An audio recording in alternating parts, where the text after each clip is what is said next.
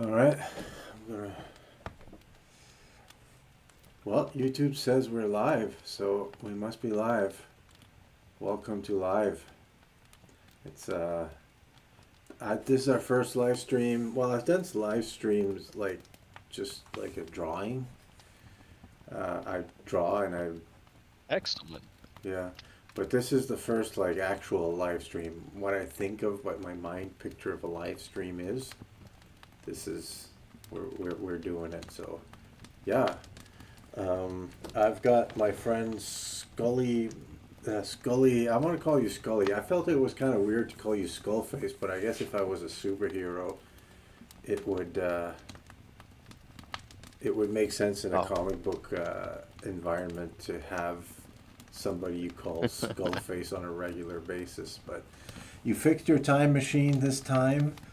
Yeah, you're not 3 hours early. yes. You came up on time. So yeah, thanks for joining me. Amazing. A pleasure. This is also my first live stream and happy to be here. Uh, like to talk comics with other comic aficionados and yeah, well, thank God I made it on time this time. So you're joining me from What are you drinking America. tonight? What am I drinking? I'm drinking, it's called 40 Creek. It's a Canadian whiskey.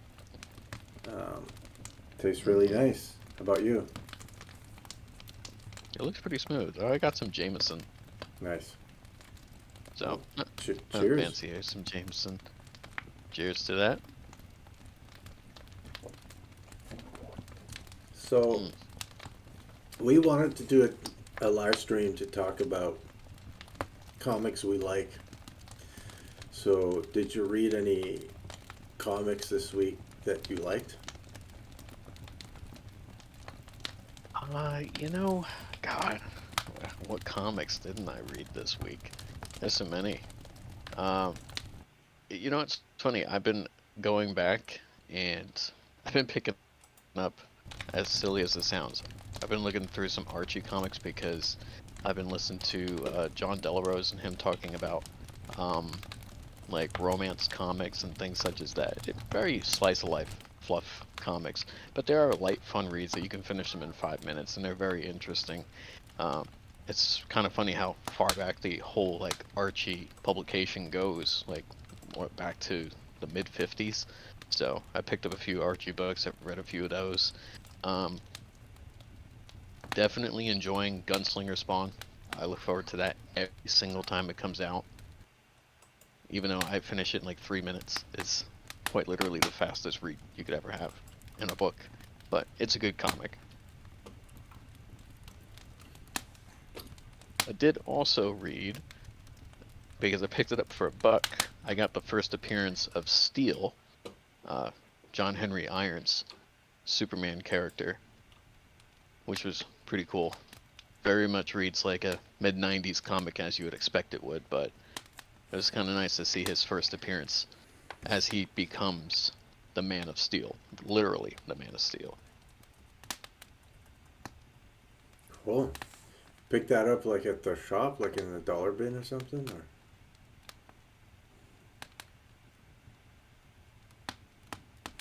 Because I would say that for a 90s comic, it's pretty straightforward. So, like, the Man of Steel comic.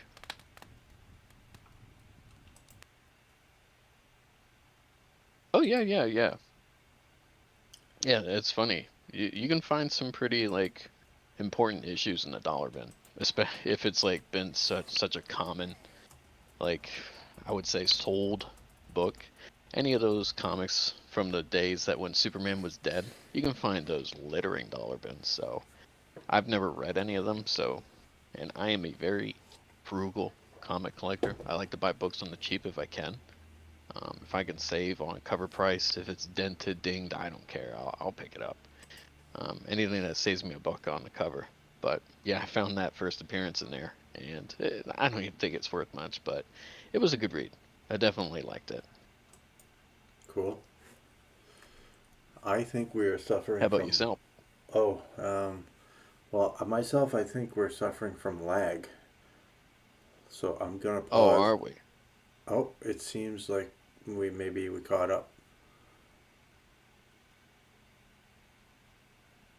We good now? I don't know. Count with me after I'm done. One, two, three. Hmm. I got that. Okay. So once I'm done three, you're gonna do four, five, six at the same rhythm to see if we got lag. Okay. All right, go ahead. One, two, three. 4, 5, 6. Okay, a little bit, not too much. I think we had. I shut down one window here. So let's give it another try. Yeah, I read some comics. I read quite a few comics actually. Um, I've been reading this manga here. Um, don't know if you ever heard of it. I don't. I don't think a lot of people are reading this, but it's from this creator Hayashida. It's pretty cool. It's about this little boy. His name's Zaha Sanko. Maybe I can find a picture of him. Hmm. And the whole universe is after him because he has bones in his body that if you collect them, they'll grant anybody any wish.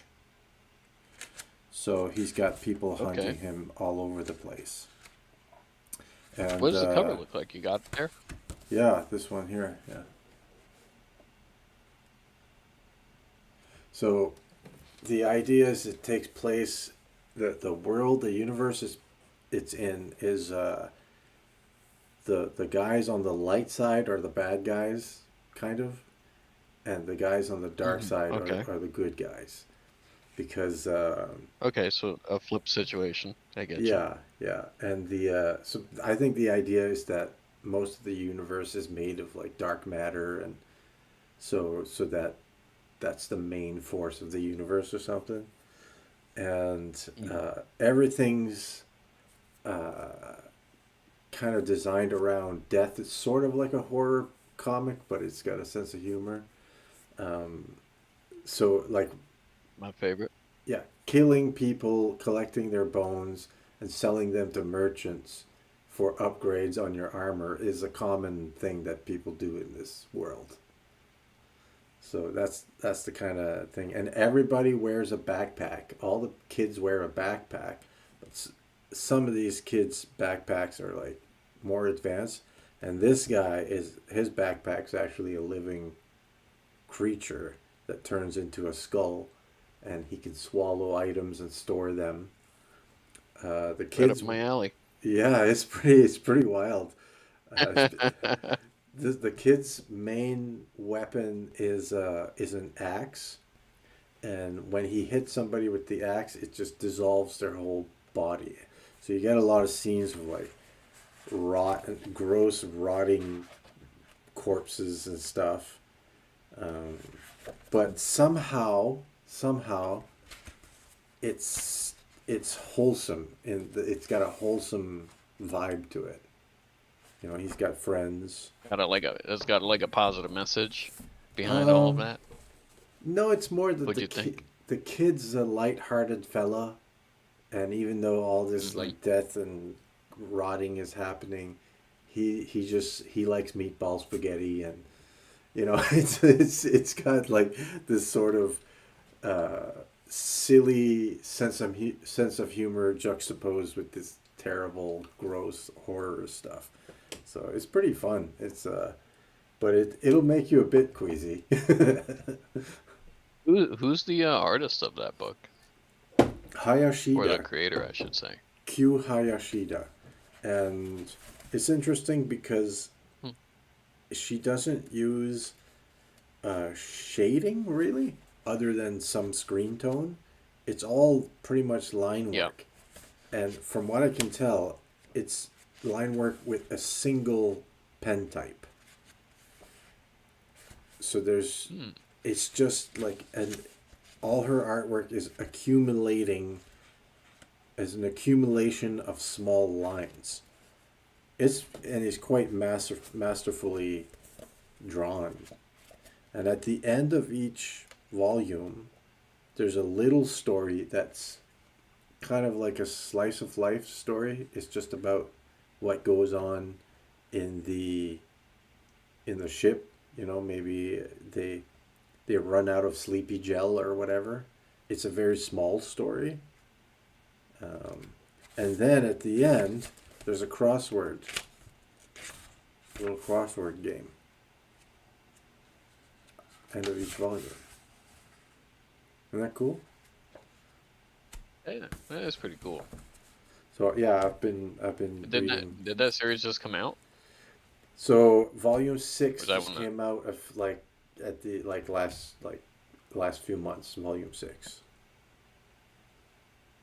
So it's a current series. Oh, okay, cool. Yeah. Yeah. So it's just so much easier to follow. Um, I would say a more recent manga series. It's not usually that hard to pick up manga, provided it's not crazy popular or limited print, and you can't find any of the issues on the secondhand market. Right. Um, which is where I usually end up shopping. But Well, volume I six, do like to get. it's is story wise is huge. It just this is like I thought it might have been the last volume because a lot of the story threads reach a kind of a peak in this volume here. So, yeah, fun stuff. Hmm. Have you read the other five before it? Yeah, I read. I've started from volume one. I just saw it in like basically like a previews or something, Hmm. and yeah, and I was like, okay, it's kind of weird, kind of interesting, and so I just got it, and I kept going. I liked it, so it's been a good Awesome. time. And then I read um, this trade here. Mm. Uh, that was a fun trade. Um, you've read this? Are you trying to show me something? Because I don't see it. Oh, sorry. It's yeah, sorry. The live stream sees it. So it's the Power Trip, Power Girl Power Trip trade. Oh, yeah, yeah. I definitely read that. I think that's a collection of like 16 issues. Like Yeah, four of them being her JSA story, by Jeff Johns, and then the other 12 being, I think, Justin Gray and Palmiotti's story, right. which most people usually consider like, if you're gonna go to Power Girl, those are pretty definitive modern stories for her, Yeah. Yeah, I outside feel of reading anything from the late 70s. yeah, the I think it's pretty much established that Amanda Conner is the Power Girl artist, really. She is pretty much known as like uh, the artist who draws. How should I say? She has that good balance between like she can have coy art where it's playful but it can be sexy, but she's still a really competent like action comic artist. But she can definitely play into the sexiness of certain heroines, and then she can really make the guys look fantastic. I mean, not to say that Superman or Batman doesn't look good in her own art, but yeah, when people think of Amanda Conner, I think probably among the first characters that come to mind is going to be Power Girl. Hmm. She draws her pretty fluffy. Yeah.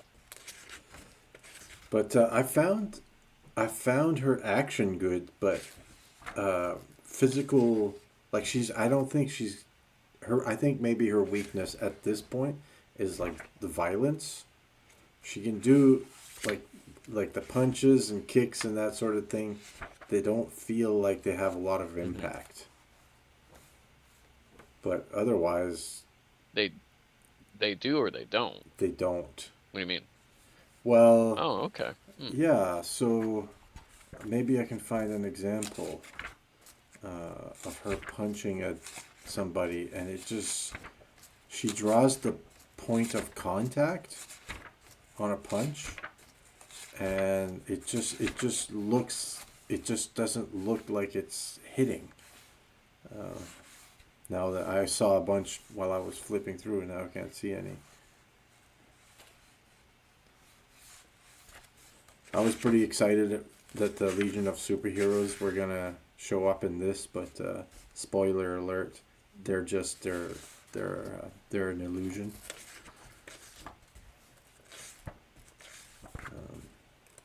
But at expression, Okay. she's the best. Yeah, she is. Man, I love that trade paperback. That was so good. Yeah, I went back it's to fun. read it again. Um, I hope it well, was worth it. I know. The price is a little steeper in the Canadian yeah, uh, bucks, but I think it's worth it. yeah, for sure. No, I had a good time reading it. It's fun. It's a fun book. Oh, she would actually be a great artist for the Legion of Superheroes. I know that there was that splash page that had Lightning Lad, Yeah, and I think Cosmic Girl. She would be. I think her art is clean and clear. She would do really good justice for the Legion characters. yeah, Although I honestly don't see DC making another Legion run for yeah, some time. yeah. They're just not clicking with people now, and I don't know why, but um, that's just what it is. So I read that, Mm, and hmm speaking of Legion, I read Legion of Superheroes Volume One, The Silver Age. All right. I've been collecting the back issues for the I think the Bronze Age and Copper Oh Legion. yeah, If I can find them in the dollar bin, I'll pick them up. Paul Levitz and Keith Giffen, and Hmm yeah, yeah. Actually, I think I have an issue. I had just put in Bag and Board, and I saw Giffin's art inside of it, and I immediately thought of you, and I was like, man, Ulysses would love this. Yeah, yeah. I like Giffen, and I've been collecting the same whatever Legion of Superheroes I can find. I collect it. Yeah. So, but this is pretty wacky. The Silver Age of Legion of Superheroes. This has the story that gets talked about sometimes, where Superman wistfully wishes he could marry his cousin Supergirl, but oh, those pesky laws. Look, man, there's been a time when we've all thought about marrying our cousins, okay? And we obviously never crossed that line, but I'm sure there's a cousin in our family somewhere that we're like, you know what? If the if the familial bond wasn't there. Yeah, But yeah, the Superman marrying a Supergirl. yeah. I think And he that's a says very Silver Age story. yeah, yeah, big time. And it's everything about Mm. this whole all these stories are like, extremely convoluted. The Legion of Superheroes are dicks. They're so mean to Superboy. They basically bully him and abuse him and play with his head. They're constantly like doing shit that will confuse and really mess him up, and then they show up a little bit later. Ha ha! It was a prank, you know. They're just some jerks from 500 years into the future. What is this, like the 25th century or something? So they probably just see him as someone from 500 years ago who's just like he's basically a caveman compared to Yeah, them. yeah, yeah. Intellectually speaking, they just think he's like a caveman, like he's some That's a good point. strong Yeah, idiot. yeah. I never thought of that. Yeah, the Legion. The idea is that they're always 1,000 years in the future. So if like Oh, right, 1,000 years. That's right, 31st century. yeah, yeah. Um, I forgot. Booster Gold is 500 years into the future. I think he's from the 25th century. I see. I see. But Booster Gold's a loser. That's why he went back in time. Oh, is that it? So Oh yeah, he went yeah, back in yeah, time to try to get rich off of like his hmm advanced technology. yeah. Basically, and his catch line, his tagline for his comic is like the greatest hero you never heard of. Right. Um, it's pretty funny actually. I feel like if there was ever something from like the '80s that you should probably check out, definitely Booster Gold if you can ever find an issue of those. Cool. I'm sure they're a little harder to find now that Booster Gold's a part of the new DC movie universe. Hmm. So those probably went up in value. But Right. I'm sure Right. there's a collection of them. Yeah. In a lot of ways, I'm happy that the Legion of Superheroes. I ended up liking them. Plus, they're not popular, Mm. so they're actually you can find a lot of the back issues cheap. Yeah, I don't expect the Legion of Superheroes to be going up in value anytime soon. The last time that run, those characters, I think it like Brian Michael Bendis had a run when he was Mm. working for DC like 2 or 3 years ago, and it was like a 12 issue maxi series, and I don't even think it sold that well. So, No. yeah, Well, unfortunately. yeah. The I think the only key issues in pretty much all of Legion of Superheroes run would be like the Silver Age stuff in a good grade is pricey.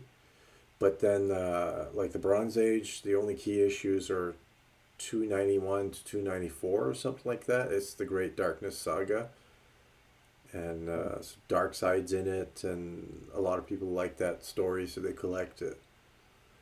Um, but Interesting. otherwise, Okay. it's all $1, $2 type of thing. Yeah, they're definitely what you would call bin fillers. Not terribly expensive books, but I mean that's fine for those of us who make cheap books. Yeah, Um, that reminds me, speaking about Silver Age wackiness, didn't Darkseid originate from like a Jimmy Olsen comic? I don't know. If I remember right. Did he? I think I think so. I think he showed up in like a Jimmy Olsen, like My Pal Jimmy, uh, like a side comic that Jimmy Olsen had, and I think Darkseid's first appearance was like in a Jimmy Olsen comic of all places. So Hmm. yeah, you never know when like key issues are gonna be, and I'm sure Darkseid's first appearance is pretty expensive. No doubt. Yeah. Yeah. In other comic news, I'm very excited that my local comic shop. I told you about this already. That it's under new ownership now, and Nice. they did some really good work in there. When you walk in, you can walk in. You don't bump into the counter as soon as you walk in. It's the layout. I don't know what the previous owners had done, but they had set it up in such a way that it was like a labyrinth in there. You couldn't find the books you were looking for.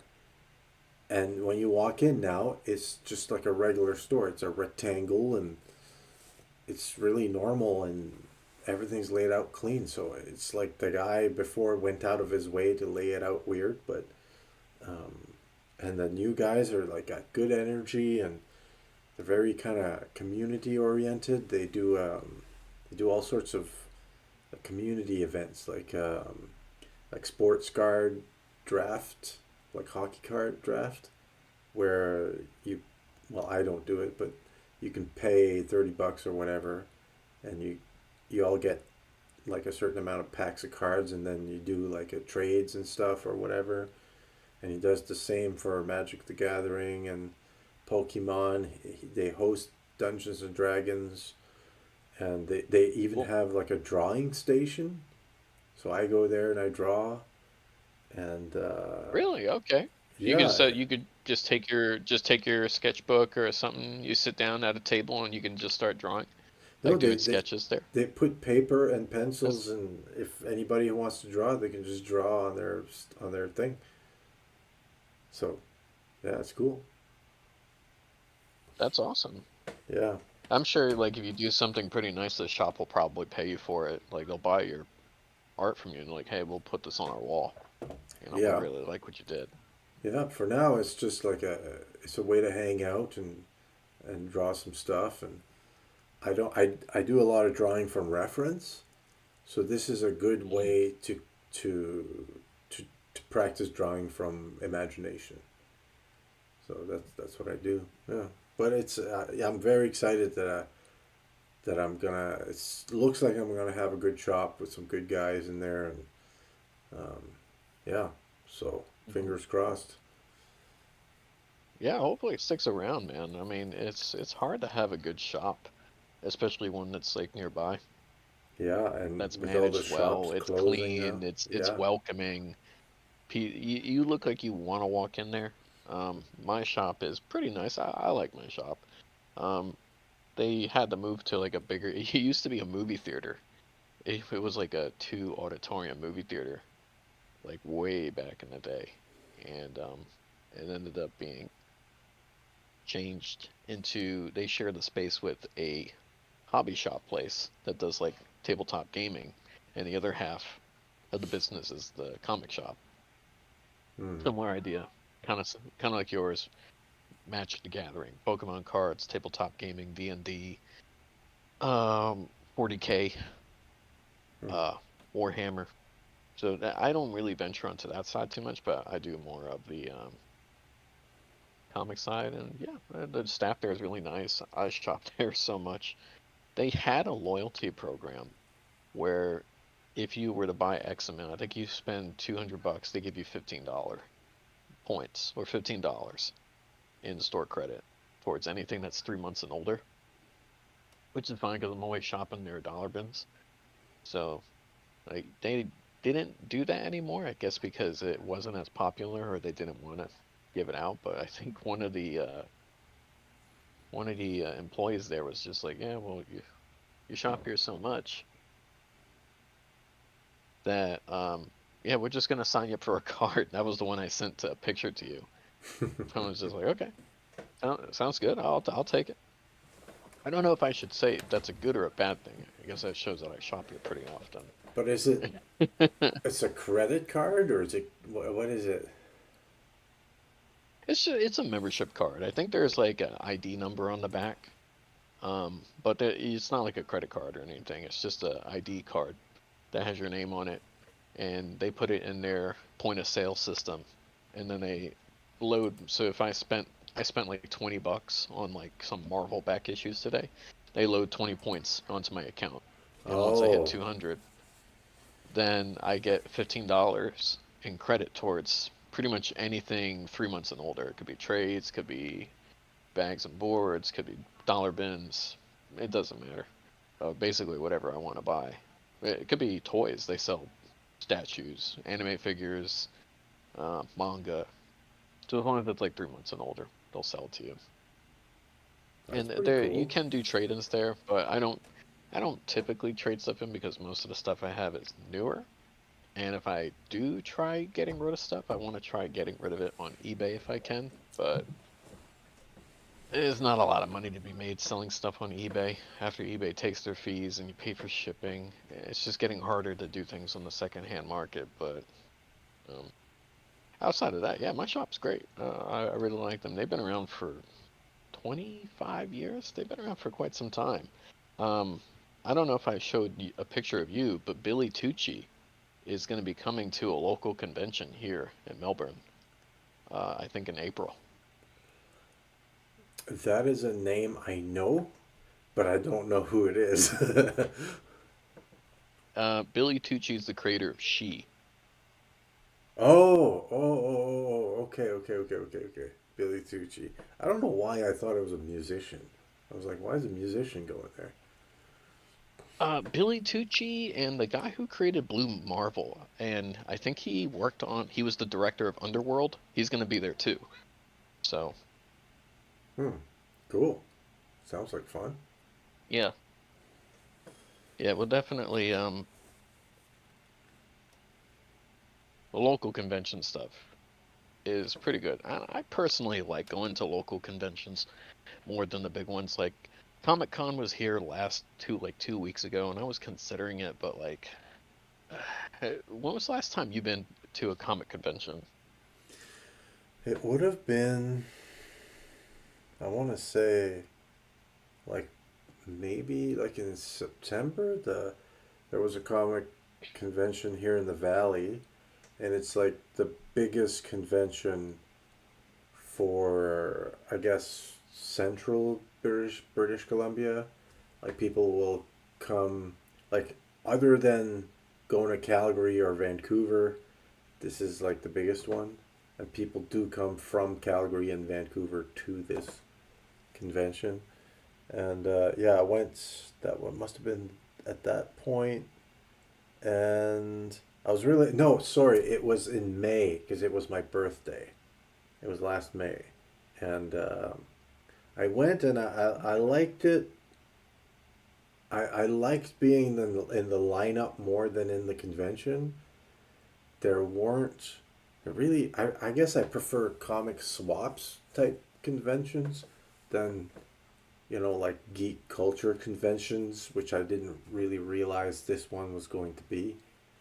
And I was a Oh, little okay. bit disappointed that there weren't that many. It was more like a cosplay thing than there weren't many uh, comic There sellers was there. there was more, right, yeah. So it was more like toys and geek culture things like Yeah, Star Trek, Star Wars versus like long boxes and retailers.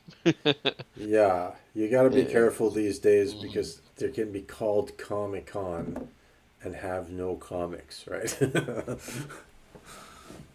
Yeah, I heard about that actually in Tampa over here in Florida last year.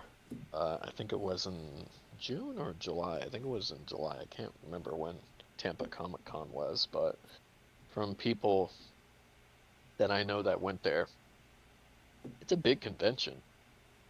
But if you're interested in like comics, you're not going to find a whole lot there, is what I heard. They're like, yeah, there's, I mean, it's great if you like going to see voice actors and TV show people, um, cosplay. Fantastic for that. Not a whole lot of comics at the Comic Con. So, eh. But then there's other conventions that have plenty of comics. So, personally speaking, like I would go to a small convention that's like a 1 day convention or a 2 day, like a weekend. We have one here, Space Coast Comic Con in my county. Uh, it's 1 day. I think it's like a Sunday, but it's pretty extensive. Like there's retailers from like 4 or 5 different counties that come to it. It's pretty big. Um, Pretty packed. There's cosplay and whatnot, but there's a lot of comics there. Usually there's a few artists that come by, local artists, some people that worked on some really small boutique publishers, but those conventions I like better because I feel like if I'm not an artist, but if I were an artist, networking with people, that would be a good way to do it because like you can meet up with people who are at least within a 3 hour drive distance from you and you can link up and all that. So good for networking too. I feel like the MegaCon that was just here in Orlando, if you're trying to do networking, like I guess if you're looking for work, maybe back in the day that used to be the case like 7, 10 years ago. You go to these conventions if you were an artist or a writer and you had some scripts or some sample pages, like say you wanted to be an artist for Legion of Superheroes, right? So then there was a DC editor there or some sort of person who works in management would be at that convention. You'd be like, hey, I have my portfolio, would you like to see it? Or I have something I want to submit. That I'm not really sure these days it's just like, hey, here's my email. You just shoot them an email and here's my Twitter, here's my Substack. Take a look at my stuff. Hmm. Yeah. It's Speaking of just much sub, easier to do it that way. have you? So there was this whole a little while ago Substack push by kind of, I think it was it Scott Snyder who headed that thing? He was like, okay, now there's going to be comics on Substack. Everybody go to Substack. And it sort of died down. And, but, but Substack and comics, it's not dead. I think people should still go. I've been using it. There's not as much comic stuff as you'd like, but I wanted to. That's because Substack is new, right? So I'm there. Um, I wanted to highlight this guy, which I'm gonna put up on the live stream. Um, he goes by. Fix that up. Um, do I have him on here? Yeah. Chris's Comics Corner. So if you go to Chris's Comics Corner chriscomicscorner.substack.com.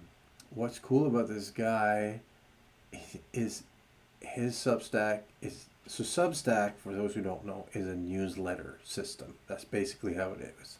It's a newsletter system plus a little bit of social media stuff. But if you want to go on Substack and not play around with the social media stuff, you can just subscribe to this one guy's newsletter and it'll go to your email. And what I like about this guy is that he does two things. It's very simple. He does crowdfunding spotlight and then he does retro read. That's basically the two things. I think that's the only two things he does. So he'll read an old comic book like Planet of the Apes #9 and he'll write about it. And then it seems to go like leapfrog. He does a crowdfunding spotlight and then a retro read, which is cool. Okay, that's cool. I mean, it's Yeah. simple, right? It's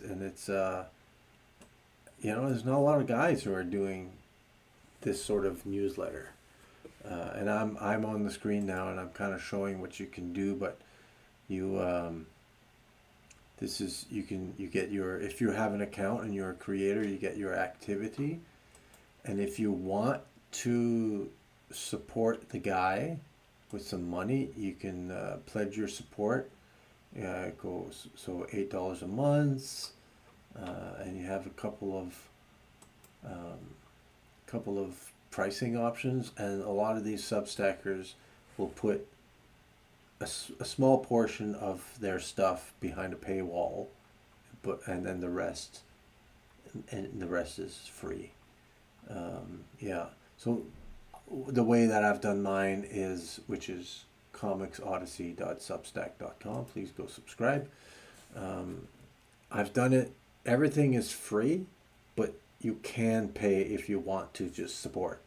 Eventually, there's going to be some stuff to pay for, but that's not for a while. I want to put out some good comics first. But yeah, I write articles about comics, and I've met some interesting people. One lady who writes about art and art history and has a deep knowledge of art, like icon art and everything, and super interesting people on Substack. And because Substack is not like a platform like Twitter or Instagram that rewards like the eternal scroll, it's not like a slot machine where it gives you tiny shots of dopamine all the time. It's Right. You have to actually go read people's articles, and that you have like a shorter Twitter like area, but really, it's a slower kind of an experience. So you get to make more meaningful connections on there. There's one guy who writes a really good newsletter. It's called A Convict's Perspective, and he's basically an ex-convict, and he talks about his view on life and his life of crime and how it informed his his worldview and all that. It's super interesting stuff. So That is interesting.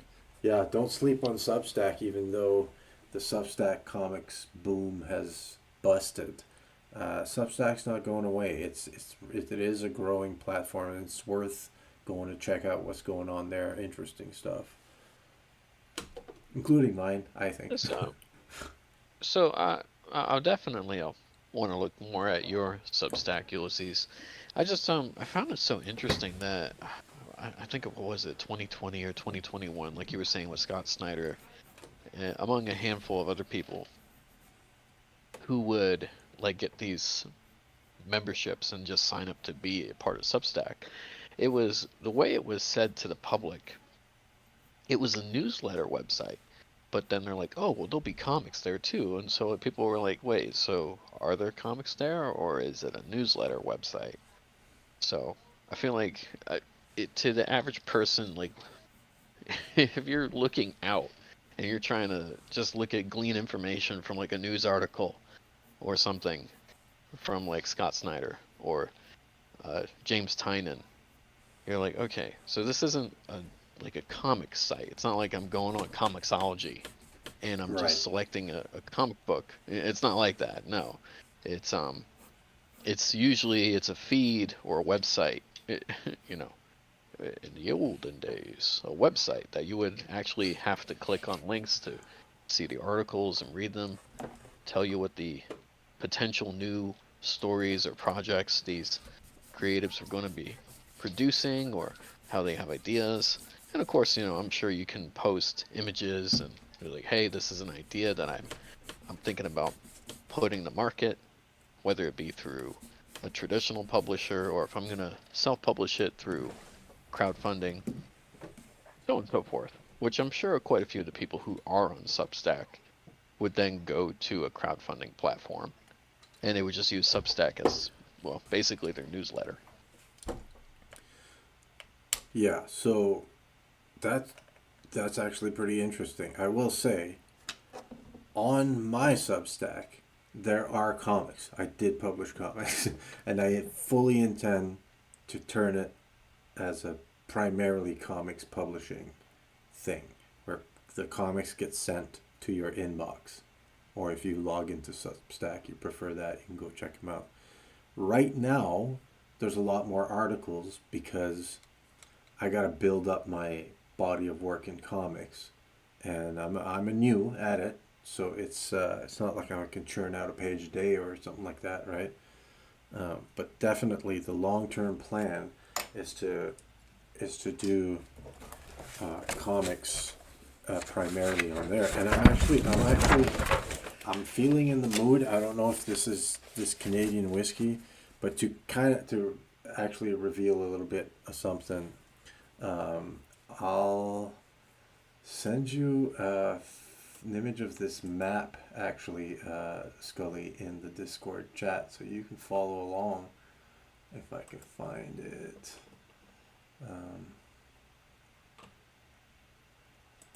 It's a map of this world I'm building, and which is will be of interest to you because I know that you've done some writing, so world building is probably something that's kind of your thing. I'm trying to get this image World here. building is always something I'm interested in. It's fun. It's well, while that's loading, I'll just talk about it. So it's a map for people that can see this. It'll look like Canada, but the more I work on this, here, my Substack's in the way here. The more I work on this, the less like Canada it's becoming. I'm Canadian, so they say write what you know. So, writing about Canada, and actually, you can probably find this over here. Let's just go here. Art gallery.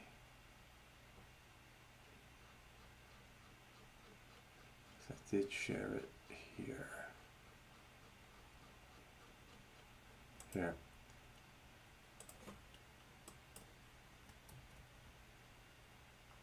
So I'm gonna send this to you Mm, in the chat, so you can take a look at it. I mean, I like it so far. You can Nice. you can see it, yeah. So what Yes. you see is a bit of an older version. So the whole I've decided to make it an island, so the whole bottom part is now ocean. Um, Okay. and I've divided it into different provinces, and I have plans for. I know what's gonna happen here. Um, Not just so it's a universe. There will be superheroes, but I also have stories planned for the past in this world and for the future, and they're all going to be different stories. But the basic idea is that there's going to be various superheroes that come up, and that's down the line. The first one is I'm not going to show it yet, and you'll have to subscribe to my Substack to get the announcement for the first Okay. superhero. Oh, there's a plug right there. Yeah. Yeah. It's a good plug. Uh, Good segue into the plug. yeah, and but the idea is there's going to be two tier of superheroes. There's going to be the big city heroes, which are not going to be explored for a while, and then there's the small town heroes, but like smaller city heroes, and the smaller city heroes being pure of heart and morally upright and having good values will be the first team to come together to thwart like a major threat, the first threat. So I'm currently working on layouts for the first superhero and her first adventure that leads into the greater world of this. The idea with the big city heroes, they're dealing with so much corruption, and it's that they've got their hands full, so they kind of stick to their world, but they're going to be a little bit darker, a little bit more anti-hero because they're dealing with all this like grime from the city, right? And yeah, so it's the world is called Northland, and I'm very excited about it. I think it's the speed at which I can work is not fast enough for me to match my excitement, but yeah, I could see I myself. understand. Yeah, I think I could work on this for like 5 years or 10 years even. Like I've got that much ideas going on. So yeah,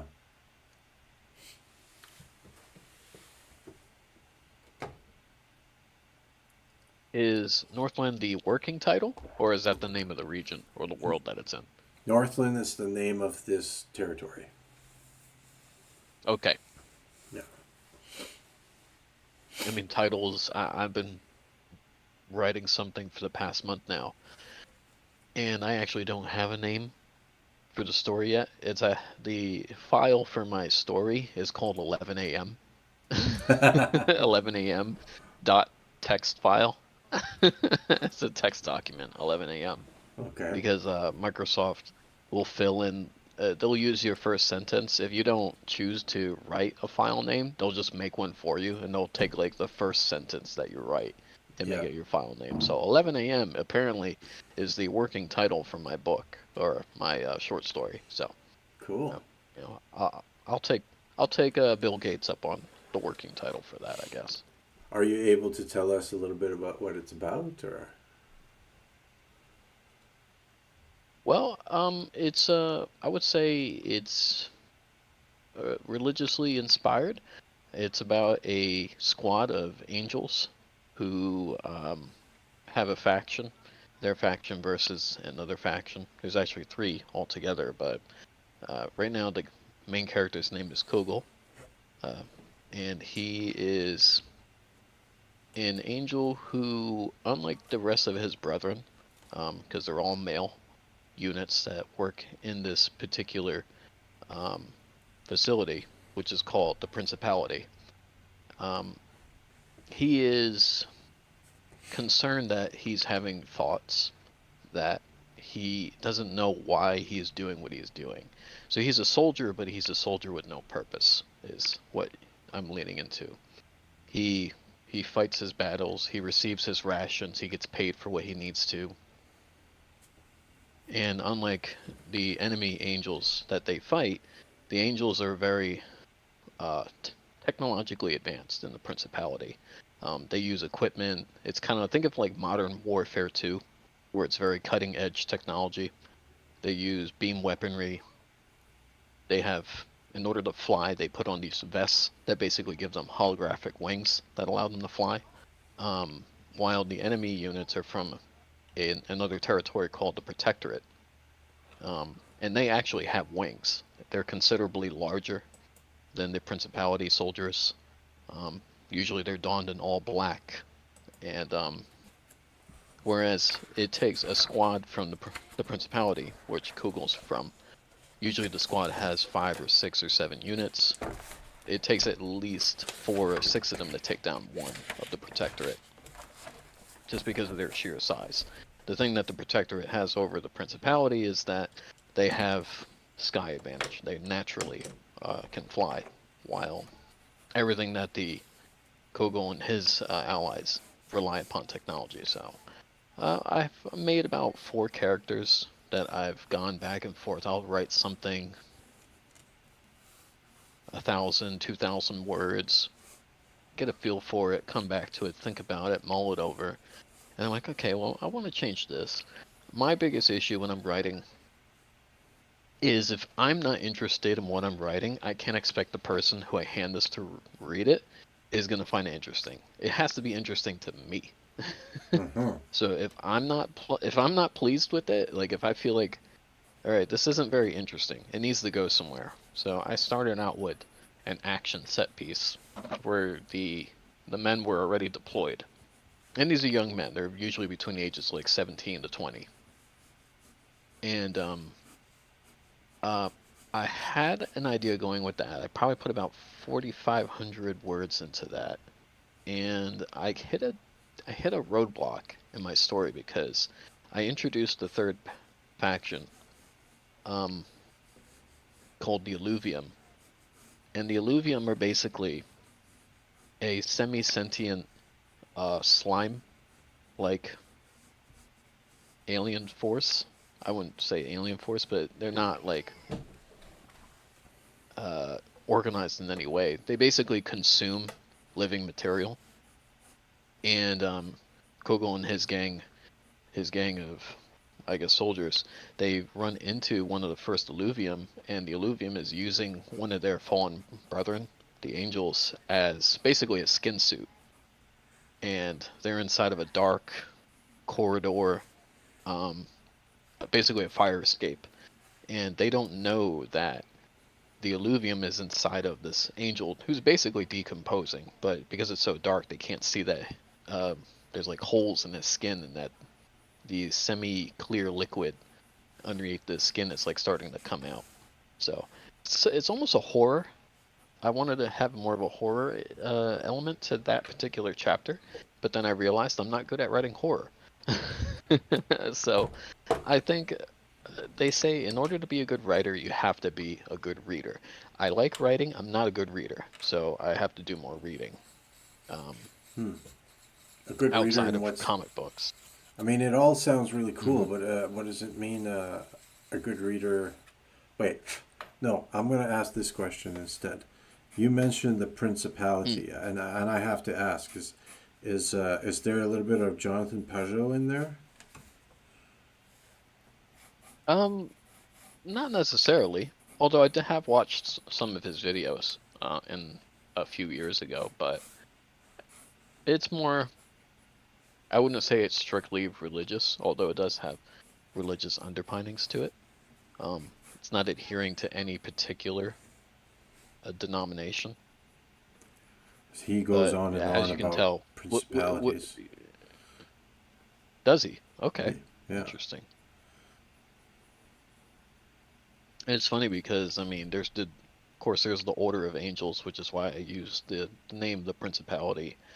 Um, Kugel and his squad, they're very much just a grunt unit, um, and they get selected to do different jobs. So one of his closest teammates, Hyland, um, he's the mender. He's more reserved. He has his rosary, he counts on it, he casts spells of healing, but he also has a rifle. So let's say he's a combat medic.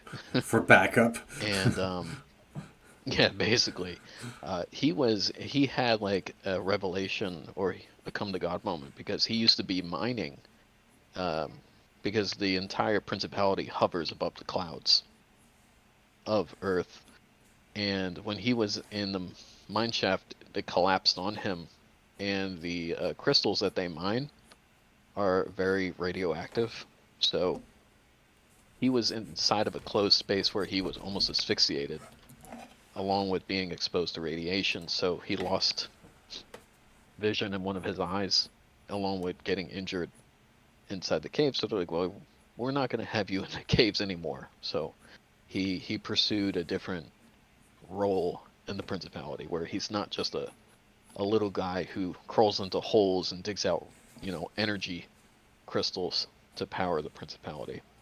So those are the two characters I've thought of so far. The other two, working on them. I've always learned there's two types of writers. There's writers who will basically sit down at their desk, open up a word processor, and just start writing. They don't do pre-planning. They don't write who these characters are. They basically just keep typing away until they eventually just get their thoughts onto a page or a document, and then they go back through it, and then they just keep going from there. Then you have the other type of writer who's like, oh no, I got to plan out every single chapter. I have to plan out every single person. What is the purpose of this character? Who are they? How old is he? How tall is he? What does he look like? These sort of things. I feel like the best balance is to be somewhere in between. Like you can have the planners, and then you can have people who just write from the seat of their pants. They're just like, all right, I'm going to sit down, I'm going to write, I'm going to bang out 5,000 words, and let's see what turns out of that. I think there are exercises I have tried where I was like, okay, sit down, write 1,000 words. And those are fun because the idea is to, similar to drawing, when you have set yourself a limit, okay, I'm going to sit down at my desk and I'm going to draw for 30 minutes, whatever I want. Whatever comes to my mind, I'm just going to take my pencil and I'm going to start putting it to the paper. Similar with writing is like, okay, I have 30 minutes, or I need to make 1,000 words. So whatever is in my mind, write it out. And of course, you can give yourself a prompt. Write yourself a scene, a character walking into a bar, your car getting a flat tire. It's I feel one of my biggest inspirations for writing is Ernest Hemingway. I really like the simplicity of his language and how he's very direct, very plain, but it gets the point across without being too dry and uninteresting. Because on the opposite side, you have writers who do excessive amounts of purple prose, where they really have to embellish upon, the appearance of the telephone pole and how many pages are in the book and the color of the pages and the pages are discolored. Those type of I think like if you're gonna do that, you need to do that all the time. And I can imagine, and once again, it comes back to me. Like if I had to read that, I would be exhausted. Like I never read any of Tolkien's novels, but my fiance, who I bought her a lovely little collection of Tolkien books, they're basically like pocket size.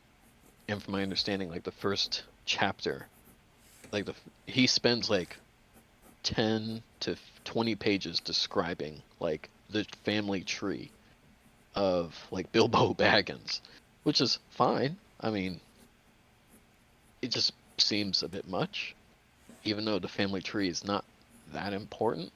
But sometimes some writers just really got to do it. They're just like, hey man, this is what I want to tell people about, and I'm not interested in that. If I can use a more modern writer who's probably still alive, Mike Barron. Hmm. He did Mike Barron is another writer who is Mike Barron of Badger. He is the writer of Badger. I think he's the writer of Lone Star. I know he's done a handful of private creator-owned titles. I think he has a very similar mindset when it comes to writing. Is that language should be concise, characters should get to their point, and it should just move it along. The point shouldn't just linger to where it's like, okay, well, what are we doing? Why are we meandering on this point? I guess that's why I don't really care for Tom King's writing, because Tom King uh, does the extreme opposite end of concise writing. He will um, wax on and on and on in his narration, which, I talked to a guy, follows me on Twitter, big Tom King fan, huge Tom King fan. Oh no, his writing's great, man. You don't know. It's just you have to like enjoy that type of writing. But when I sat down and I tried reading it, I'm just like, I'm falling asleep. So many people talk about the new Supergirl, Woman of Tomorrow. He did I think it's a 10-issue miniseries that got collected. And I think James Gunn is taking that particular story and turning it into a movie. So, I mean, awesome. I read the first issue. I almost fell asleep. It was... To explain how that Supergirl series is, it's essentially True Grit, but it has Supergirl. So if you like True Grit, it's basically True Grit, but Supergirl's in it for some reason. And Tom King admits it. He's like, yeah, I enjoyed True Grit, so. But what if I put Supergirl in True Grit?